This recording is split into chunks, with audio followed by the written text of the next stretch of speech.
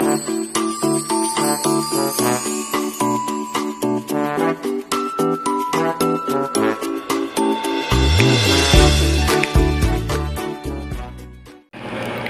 ayan. Good evening, guys. Ayan.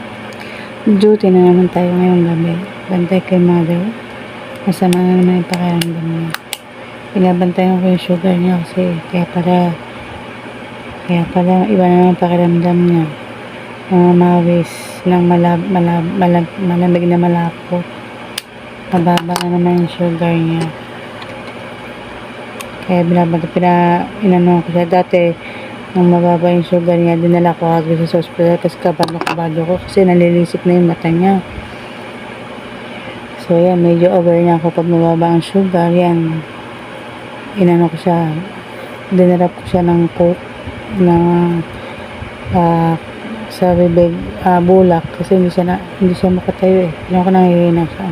Mababa pa 69 pa lang. So dadagdagan ko pa yung inom niya ng coke. Yan, dadrap natin yung bibig niya para madagdagan pa. Lakas ko tuloy sa monitor ko yung kanyang sugar.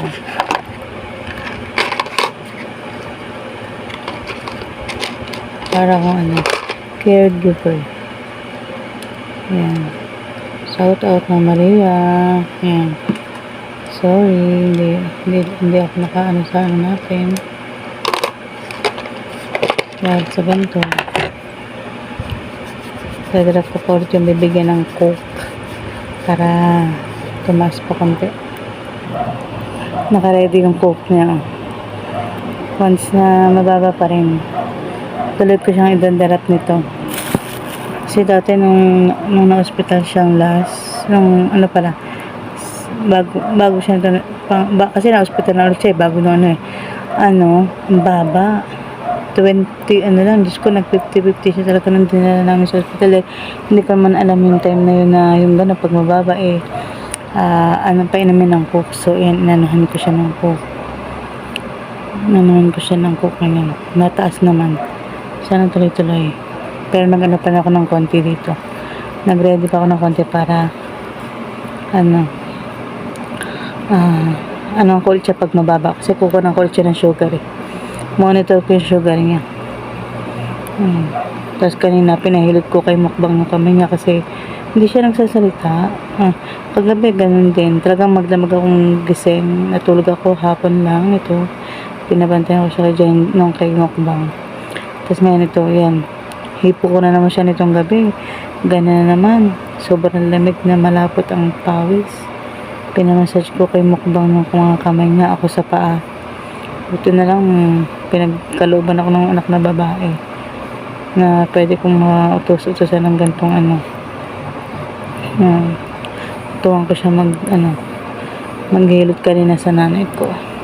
Ngayon minamasa-masahip yung kamay niya para mawala yung hindi na siya tulad kanina na talagang pawis sa pawis.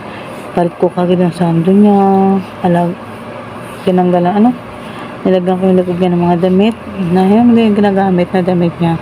Nilagyan ko siya para makapal-kapal yung hirap na may sakit. Pero January mukhang ipapasok namin siya sa PGH. Tapos kasi diretso kami PGH. Hindi ko na ituloy kasi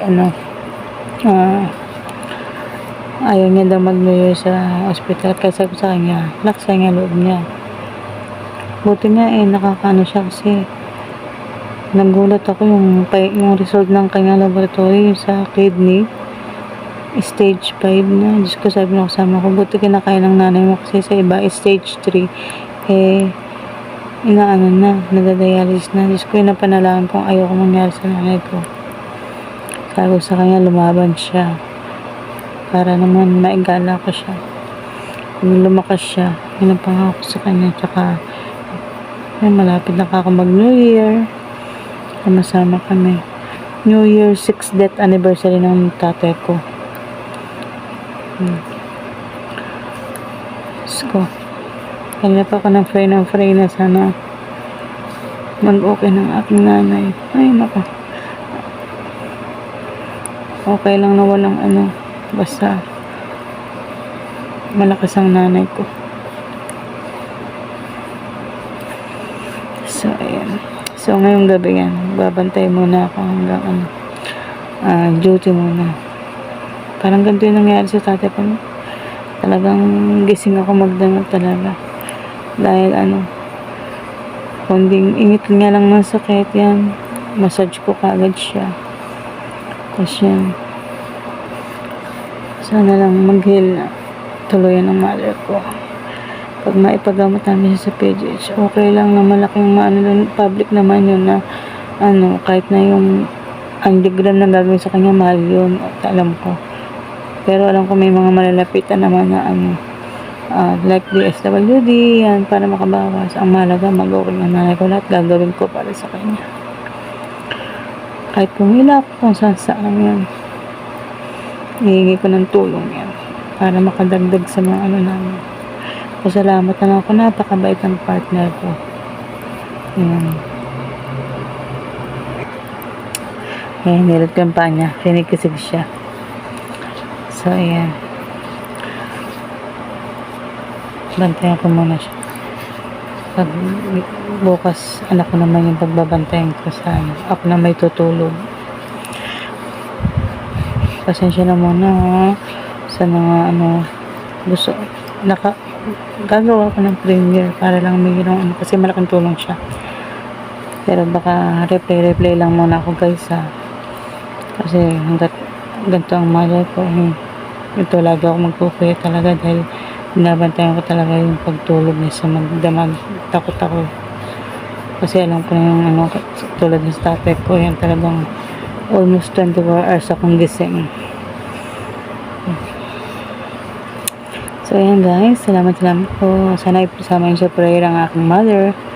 Yan, maraming salamat Maria Pinay Germany,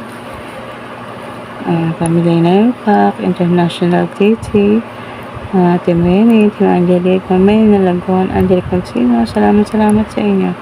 Salamat ko sa aming premiere. Thank you. Bye bye po.